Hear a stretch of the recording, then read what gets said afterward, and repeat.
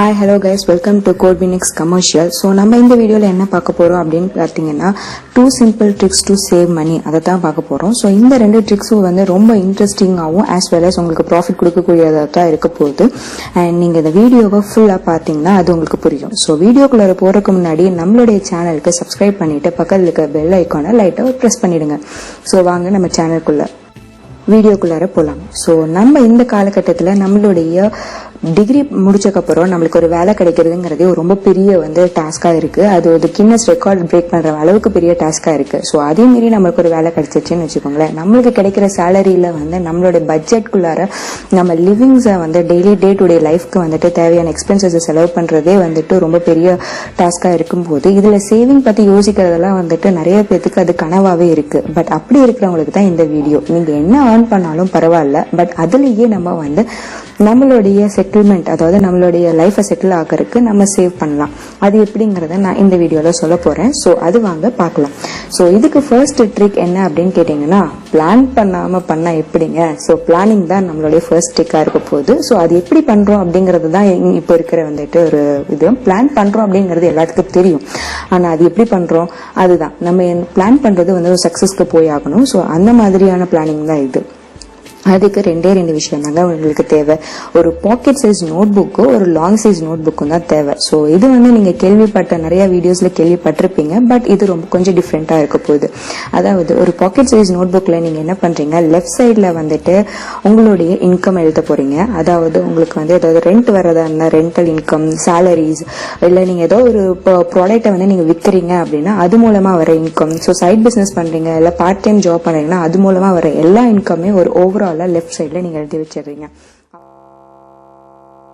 சைட்ல வந்துடுச்சு. ரைட் சைட்ல என்ன பண்ண போறீங்க அப்படின்னா உங்களுடைய எக்ஸ்பென்சஸ் எழுத போறீங்க. அண்ட் இந்த எக்ஸ்பென்சஸ்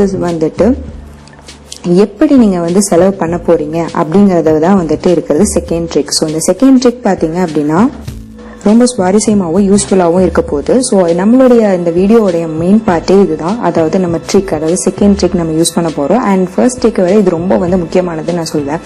ஏன்னு கேட்டீங்க அப்படின்னா, நம்மளுக்கு தேவைகள், அதாவது நம்மளுக்கு தேவைகள் நிறைய இருக்கு. ஆனால் அந்த தேவைகள் எப்படிப்பட்ட தேவைகள்னு நம்மளுக்கு தெரியாமே நம்ம நிறைய பேர் போயிட்டு இருக்கோம். அதாவது அத்தியாவசியமான தேவைகள், நீட்ஸ் அண்ட் வாண்ட்ஸ் அப்படின்னு சொல்லுவாங்க இங்கிலீஷ்ல. அதாவது தமிழ்ல கேட்டீங்கன்னா நீட்ஸ் அப்படிங்கிறது அத்தியாவசியமான தேவைகள். அதாவது என்னுடைய டே டு டே லைஃபை நான் ரன் பண்றதுக்கு இது எல்லாம் கண்டிப்பா வேணும். அதாவது எனக்கு ஒரு வீடு வேணும், சாப்பிட்றதுக்கு சாப்பாடு வேணும், இதெல்லாம் அத்தியாவசியமான தேவைகள்.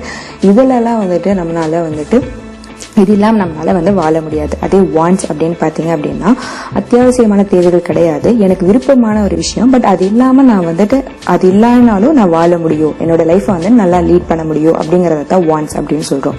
இப்ப இருக்க காலகட்டத்துல நம்ம என்ன பண்றோம் அப்படின்னா, வாண்ட்ஸ் அப்படிங்கறத அத்தியாவசியம் இல்லாத தேவைகளை நோக்கி நம்ம நிறைய காசு செலவிட்டு இருக்கோம்.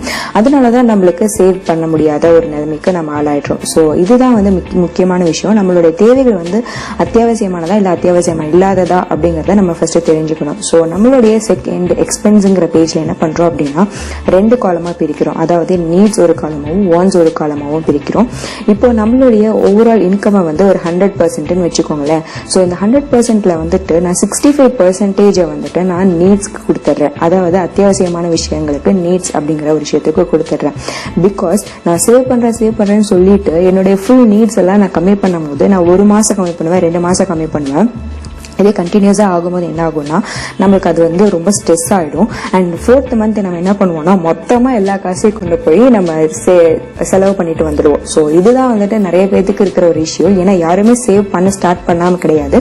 ஒரு 2 months பண்ணுவாங்க, 3 months பண்ணுவாங்க. அப்புறம் அவங்க அந்த ஸ்ட்ரெஸ்னாலே என்ன பண்ணுவாங்கன்னா மொத்தமா ஒரு மந்த் போய் எல்லாத்தையும் செலவு பண்ணிட்டு வந்துடுவாங்க. ஸோ இது ரொம்ப முக்கியமான விஷயம். ஸோ அதனால நம்ம என்ன பண்றோம்னா நம்மளுடைய நீட்ஸ்க்கு ஒரு ஹாஃப் விட கொஞ்சம் அதிகமாவே நம்ம பட்ஜெட் செலவிடலாம். ஸோ 65% நம்ம நீட்ஸ்க்கு கொடுத்துறோம்.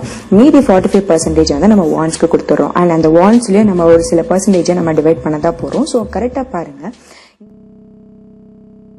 என்ன பண்றோம் அப்படின்னா என்னென்ன அதுல பண்ண போறோம் அப்படிங்கறத வந்துட்டு நம்ம ஒரு புது நோட், அதாவது லாங் சைஸ் நோட் நான் ஆல்ரெடி சொல்லியிருந்தேன் இல்லைங்களா, அதுல எழுத போறோம். அதாவது நம்மளுடைய ரெண்டலா இருக்கட்டும், ஹவுஸ் ரெண்டலா இருக்கட்டும், ஃபுட்டுக்கான செலவா இருக்கட்டும், டெய்லி வந்துட்டு போயிட்டு வர்றதுக்கு பஸ்ஸோ இல்ல வந்து நீங்க ஒரு ஓன் வெஹிக்கிள் வச்சிருக்கீங்கன்னா அதுக்கு பெட்ரோலுக்கான செலவா இருக்கட்டும், அண்ட் இந்த மாதிரியான முக்கியமான விஷயங்களுக்கெல்லாம் வந்துட்டு நீங்க அதை வந்து யூஸ் பண்ணிக்கலாம். அண்ட் ஒரு ஜெனரல் ஸ்டடி சொல்றது என்னன்னா வந்துட்டு உங்களோட ரெண்டலுக்கு வந்துட்டு நீங்க வந்து உங்களுடைய ஃபுல், அதாவது 100%ல ஒரு 10% தான் மேக்ஸிமம் வந்து நீங்க ரெண்டலுக்கு கொடுக்கணுமா. அப்பதான் வந்து ஒரு ஹாப்பி லைஃப் உங்களால உங்களோட பட்ஜெட் வச்சு லீட் பண்ண முடியும்னு சொல்லி ஒரு சர்வே சொல்லுது. அது வந்து 8 to 10 இருக்கலாம், ஆனா 10 to 12 கொண்டு போயிடாதீங்க, அது வந்து ரொம்ப சிக்கலாயிடும். ஸோ 10%குள்ளதான் உங்களுடைய ரெண்டல் இருக்கிற மாதிரி வச்சுக்கோங்க. அண்ட் மீதி வந்து பாத்தீங்க அப்படின்னா வந்துட்டு இபி பில்லா இருக்கட்டும், உங்களுடைய வந்துட்டு கரண்ட் பில்லா அவங்களுடைய கேஸ் பில்லா இருக்கட்டும். ஸோ இதெல்லாம் வந்துட்டு முக்கியமான தேவைகள். இந்த முக்கியமான தேவைகள்ல வந்து இன்னொரு பார்ட் இருக்கு, அதாவது நம்மளுடைய முக்கியமான தேவைகள் தான், ஆனா வந்துட்டு இது வந்துட்டு அத்தியாவசியம் கிடையாது, ஆனா இதுவும் முக்கியமான தேவைகள். அதாவது நீங்க ஒரு கோர்ஸ் எடுத்து படிக்கிறீங்க, உங்களுடைய ஃபர்தர் கெரியர் டெவலப் பண்றதுக்கு ஒரு கோர்ஸ் எடுத்து படிக்கிறீங்க, இல்ல உங்க பசங்க இருக்காங்க அவங்களுக்கு வந்து ஸ்கூல் ஃபீஸ் கட்டணும். ஸ்கூல் ஃபீஸ்ங்கிறது அத்தியாவசியமான தேவையா இருந்தாலும் அவங்களுக்கு ஒரு எக்ஸ்ட்ரா கரிக்குலர் ஆக்டிவிட்டீஸ்க்கு அவங்களுக்கு செலவு பண்ணணும். பிகாஸ் அவங்களுடைய லைஃபை நம்ம பார்த்துக்கணும். சேவ் பண்றங்கிற பிரச்சனையில நம்ம அவங்களுடைய எக்ஸ்ட்ரா கரிக்குலர்ல கை வைக்க கூடாது அப்படின்னு நீங்க நினைக்கிறவங்களா இருந்தா நம்மளுடைய இந்த 65% நீங்க எப்படி பண்ணலாம் அப்படின்னா, அத்தியாவசியமான தேவை பார்ட் 1, அதாவது கிரேட் 1 அப்படின்னு சொல்லி நீங்க டேக் பண்ணிடுங்க. ஸோ இந்த கிரேட் 1 வந்துட்டு என்னவா இருக்க போதுன்னா உங்க கிராசரிஸ், ஏபி பில்லு, உங்களுடைய வந்து கேஸ் பில்லா இருக்க போது, அண்ட் பசங்களுடைய ஸ்கூல் ஃபீஸா இருக்க போது. ஸோ இதெல்லாம் வந்துட்டு கிரேட் 1 பில்லா இருக்க போது. கிரேட் 2ல என்னன்னு பாத்தீங்க அப்படின்னா அதை விட ஒரு லெவல் கம்மியான விஷயங்கள், அதாவது நீங்க கெரியருக்காக இன்வெஸ்ட் பண்ற ஏதாவது ஒரு ஃபண்டா இருக்கலாம், ஒரு கோர்ஸ் படிக்கிறீங்க, இல்லை உங்க பசங்களுக்கு எக்ஸ்ட்ரா கரிக்குலர் ஆக்டிவிட்டீஸா இருக்குது. ஸோ அந்த மாதிரியான விஷயங்கள்லாம் வந்துட்டு நீங்க ஒரு தனியா வந்து ஒரு நோட் போட்டுட்டு, நான் புது நோட் போட சொன்னேன் இல்லையா, ஸோ அதை வந்துட்டு நீங்க செப்பரேட்டா எழுதிட்டு வந்துடுங்க.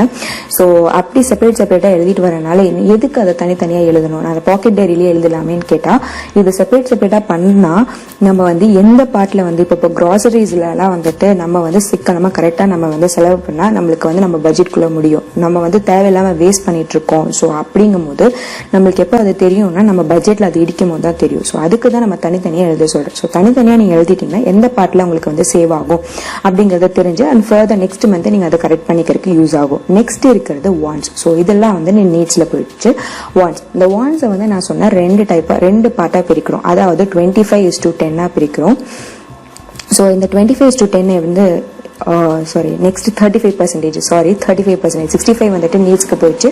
வாண்ட்ஸ்ல இருக்க 35%ல வந்து என்ன பண்றோம் அப்படின்னா 25% வந்துட்டு நம்மளுடைய அதாவது நம்மளுடைய வாண்ட்ஸ்க்காக கொடுக்குறோம். அண்ட் 10% வந்துட்டு லாங் டேர்ம் கோல்னால வாண்ட்ஸ், அந்த சேவிங்கும் நம்ம எதுக்கு பண்றோம் அப்படின்னா நம்மளுடைய ஒரு வாண்ட்காக தான் பண்றோம். அதாவது ஒரு புது பெரிய பங்களா கட்டணும், ஒரு கார் வாங்கணும், அந்த மாதிரியான ஒரு புதிய அதாவது லாங் டேர்ம் வாண்ட்ஸ்க்காக தான் நம்ம அதை வந்து சேவ் பண்றோம். ஸோ அதனால தான் அது வாண்ட்ஸ்குள்ளார கொண்டு வந்துட்டேன். ஸோ இந்த 10% வந்து நம்ம என்ன பண்ணலாம்னா சேவ் பண்ணலாம். ஸோ இந்த சேவ் பண்றதுக்கு ஒரு ட்ரிக் சொல்லி கொடுக்குறேன். நம்ம என்ன பண்ணலாம் அப்படின்னா நம்ம வந்து ஒரு தனியா வந்து சேவிங் அக்கௌண்ட் வந்து நீங்க கிரியேட் பண்ணிக்கோங்க. அந்த கிரியேட் பண்ண அக்கௌண்ட்ல வந்துட்டு நீங்க மந்த்லி உங்களுக்கு இருக்கிற பட்ஜெட்ல, அதாவது உங்களுக்கு இருக்கிற வந்துட்டு டோட்டல் இன்கம்ல வந்து 10% அதுல போட்டுடுங்க. இதுல என்ன ட்ரிக் அப்படின்னு கேட்டீங்க அப்படின்னா அந்த அக்கௌண்ட்டுக்கு வந்து கிரெடிட் கார்டோ டெபிட் கார்டோ வாங்கிடாதீங்க. பிகாஸ் டெபிட் கார்டு இருந்துச்சுன்னா டக்குன்னு போய் ஏடிஎம்ல காசு எடுத்து யூஸ் பண்ணிடுவோம். ஏன்னா நம்மளுக்கு அப்போதான் எமர்ஜென்சி வரும், அது வரும், இது வரும். ஸோ அதனால நீங்க அதுக்கு கிரெடிட் கார்டோ டெபிட் கார்டோ வாங்கிடாதீங்க. அது வந்துட்டு யூஸ்வலா நம்ம பழைய காலத்துல எப்படி நம்ம பேங்க்ல போயிட்டு காசை டெபிட் பண்ணி எடுத்துட்டு வருவோம் அந்த மாதிரி வச்சுக்கோங்க. ஸோ அப்பதான் வந்து நம்ம வந்து டக்குன்னு வந்து அந்த மணியை யூஸ் பண்ண மாட்டோம். ஸோ எவ்வளவு பிரச்சனை அந்த மணியை நம்ம தொட மாட்டோம். ஸோ இது ஒரு சிம்பிளான ட்ரிக். அது இந்த 25% நீங்க என்ன பண்றீங்க அப்படின்னா உங்களுடைய வாண்ட்ஸ்க்கு, அதாவது உங்களுடைய கிளாத்திங், மால் போறது, டூர் போறது, இல்ல வந்துட்டு உங்களுக்கு வந்துட்டு ஏதாவது டைனிங் போகணும், வீக்லி ஒன்ஸ் டைனிங் போறது. ஸோ இதெல்லாம் வந்துட்டு நீங்க என்ன பண்றீங்கன்னா அந்த லாங் சைஸ் நோட்ல இது தனித்தனியா எழுதி வச்சுக்கோங்க. அண்ட் நீங்க டோட்டல் ஓவரால் பட்ஜெட் வந்து 25% சொல்லிட்டீங்களா, ஸோ அதை வந்து டாப்ல எழுதிக்கோங்க. ஸோ எழுதிட்டு இந்த பட்ஜெட்ல இருக்கிற உங்களோட வாண்ட்ஸ்ல இருக்கிற லிஸ்ட் எல்லாம் வந்துட்டு தனித்தனியா எழுதிட்டு அதுக்கு நீங்க வந்து அந்த 25% ஷேர் போட்டுக்கோங்க. ஃபார் எக்ஸாம்பிள் டைனிங்க்கு வந்துட்டு அந்த 25%ல இருந்து ஒரு 8% அப்படின்னு போட்டுக்கோங்க. இல்ல மால் அண்ட் தியேட்டருக்கு ஒரு 10% போட்டுக்கோங்க. சோ அந்த மாதிரி நீங்க அதை தனித்தனியா எழுதிக்கோங்க. சோ இப்படி எழுதுறதுனால என்ன ஆகுது அப்படின்னா நம்ம எந்த பர்டிகுலர் வாண்ட்ஸ்க்காக நம்ம ஓவராலா செலவு பண்றோம் அப்படிங்கறது நம்மளுக்கு ரொம்ப ஈஸியா தெரிஞ்சிடும். அண்ட் நெக்ஸ்ட் மந்த் என்ன பண்ணலாம்னா அதை வந்து கம்மி பண்ணிக்கலாம். ஸோ எந்த இடத்துல அதிகமாக செலவாகுது அப்படிங்கிறத நம்ம கம்மி பண்ணிக்கலாம். ஸோ இந்த மாதிரி நம்ம என்ன பண்ணுறோம் அப்படின்னா நம்ம ஓவரால் பட்ஜெட்டை வந்து 65, 25, 10 அப்படின்னு சொல்லிட்டு நம்ம வந்து பிரிச்சுடுறோம். அதில் 65ங்கிறத நீட்ஸ். ஸோ இந்த 65ல நீங்கள் எப்போவுமே வந்துட்டு கை வச்சிடாதீங்க. பிகாஸ் அது வந்து உங்களுக்கு லாங் டேர்மில் போகும்போது நீங்கள் வந்து ஒரு 6 years 7 years சேர்த்து வைக்கணும்னு நினைக்கும் போது அது 3-4 monthsலேயே வந்து உங்களுக்கு ஒரு ஸ்ட்ரெஸ் கொடுத்துரும். அதனால நம்மளால அதை சேவ் பண்ண முடியாமல் போயிடும். இதே வந்துட்டு நீங்கள் வந்து அந்த 25ல நீங்கள் என்ன பண்ணலாம்னா உங்களுடைய வாண்ட்ஸ், அதாவது உங்களுடைய லாங் டேர்ம் வாண்ட்ஸ், அதாவது உங்க சேவிங் வந்து அதிகமா இருக்கணும் அப்படிங்கிற பட்சத்துல இந்த வாண்ட்ஸ், அதாவது இந்த 25%ல இருந்து உங்களால எவ்வளவு சேமிக்க முடியும், ஸோ உங்களால எவ்வளவு கண்ட்ரோல் பண்ணி உங்களோட லைஃபை வந்துட்டு அதாவது பின்னாடி செட்டில் ஆகுறதுக்கு உங்களால வந்து கண்ட்ரோல் பண்ண முடியும் அப்படிங்கறத தெரிஞ்சுக்கிட்டு அந்த பெர்சன்டேஜை கம்மி பண்ணிக்கலாம். ஸோ 25%, 20% கம்மி பண்ணி உங்களோட சேவிங்ஸ்ல 15% இன்க்ரீஸ் பண்ணி உங்களோட லைஃபை பிற்காலத்துல ரொம்ப ஸோ இந்த ட்ரிக் வச்சு நம்ம இப்பயும் ஜாலியாக லைஃப்பை லீட் பண்ணலாம் அண்ட் ஃபியூச்சர்லையும் நல்லா செட்டில் ஆகி ஹாப்பியாக அண்ட் ஃபன்னாக லீட் பண்ணலாம். ஸோ இந்த ட்ரிக் உங்களுக்கு பிடிச்சிருந்துச்சு அப்படின்னா இந்த வீடியோக்கு லைக் பண்ணுங்கள், ஷேர் பண்ணுங்கள், மறக்காமல் நம்ம சேனலுக்கு சப்ஸ்கிரைப் பண்ணிடுங்க. Thank you so much.